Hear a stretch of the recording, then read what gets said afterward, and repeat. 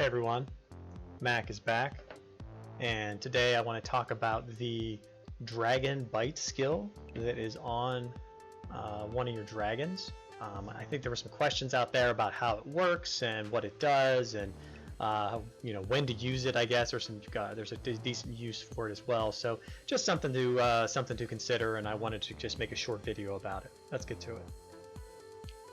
So the dragon bite skill is on your second dragon, and it is the second skill on there as well.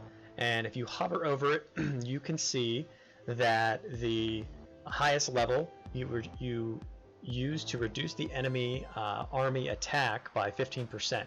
So I'm essentially reducing that the attack. It's an attack reduction of one castle for 120 minutes, so for 2 hours, and then you injure 23,000 to 27,000 enemy troops, and it only affects the lowest tier, so it may only be tier 1 if they have in there, because they'll all just go basically straight to the hospital, and the cooldown is a half hour. So you can use it every 30 minutes on there for a 2 hour, essentially a 2 hour attack reduction, which is really nice.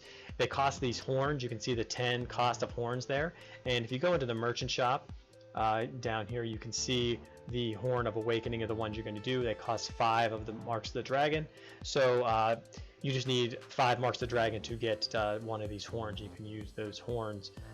You need 10 of the horns, I guess it says, so you need 10 of these, so you need 50 of the marks of the dragon to be able to do that. So most people were saying, like, in here and saying, like, how to use, and it says click on the target player's castle on the world map to use, because most people were in here like, why can't I use this? Well, it doesn't work that way. So let me go out to the world map and show you.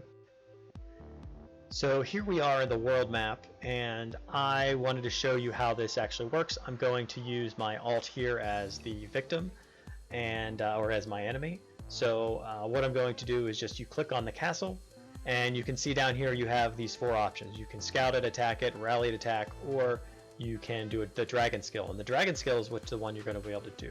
So you click on the dragon skill, it's going to ask you, do you want to, the cost is 10, do you want to be able to use that? And you can see here, it tells you again what the level of skill that you are actually at. So if you're at a lower level, you'll be doing less damage, it'll be doing less troops and whatnot, like whatever that may be. And then there's the button to use it. So if I just press use, you're going to see, next you're going to see is an animation of a dragon going in and actually attacking the castle. So here you go.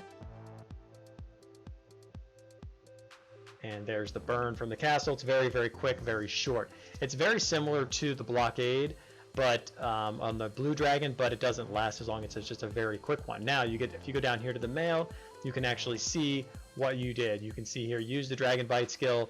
So now it's -15 for 120 minutes, and 0 troops were wounded and 0 troops were killed by the attack. Now the reason they say this is because it's going to wound all those troops unless the hospital is already full. So if that hospital is full, then this dragon bite would actually kill a bunch of troops as well. So one note for this is when to be able to use it. So when do you want to use this dragon bite? So you can just use it on a castle. There are two opportunities I think you'd want to use it. Use it on a castle that you're just about to attack. So if you're a little bit of a distance away, use the dragon bite and reduce the total attack of that castle. Then do your solo attack or rally attack or whatever you're going to be doing.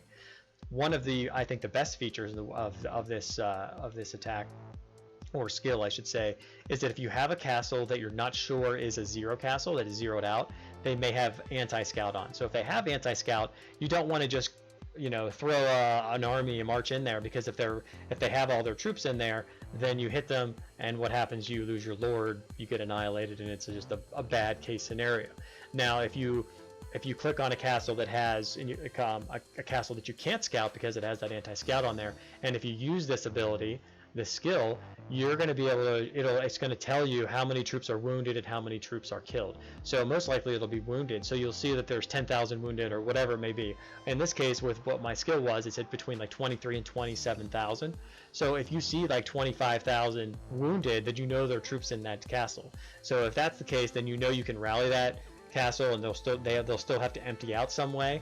There's obviously tricks around that. They could be in their shelter, and then out of their shelter, in their shelter, or in a rally, out of a rally, or something like that, to kind of deceive you when it comes to like wounding those troops. But still, at the same time, I think this is a great skill to be able to use, especially for like a free-to-play, and even more for the medium to higher spenders, because you can be able to use that before you rally or before you solo attack, to see what kind of, if there are any troops in there at all.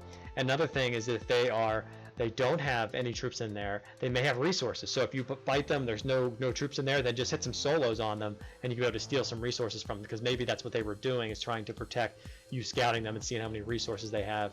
But this is just kind of a good skill to be able to use in that regard. So I hope this gave you a little understanding of the Dragon Bite, and until next time, Mac out.